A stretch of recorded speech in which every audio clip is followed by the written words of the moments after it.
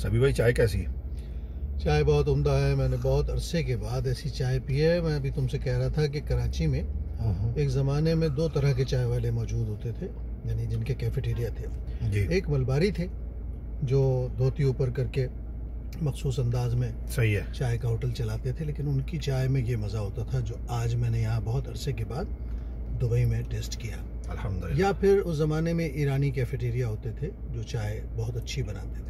फिर हालात बदले, ज़ाहिर है कि ये लोग चले गए कराची से और उनकी जगह पठान चाय वालों ने ले ली, जो अब तक चल रहे हैं कामयाबी से। तो आज इस चाय के जायके को बरस के बाद ताज़ा कराने पर भी तुम्हारा मन। अल्हम्दुलिल्लाह।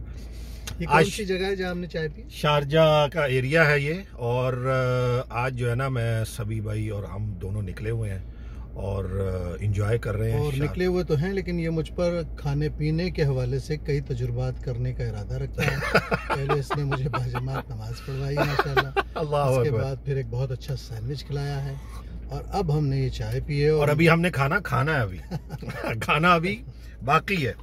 अभी तो हम मार्केट जा रहे हैं, तो मिलते हैं ब्रेक के बाद।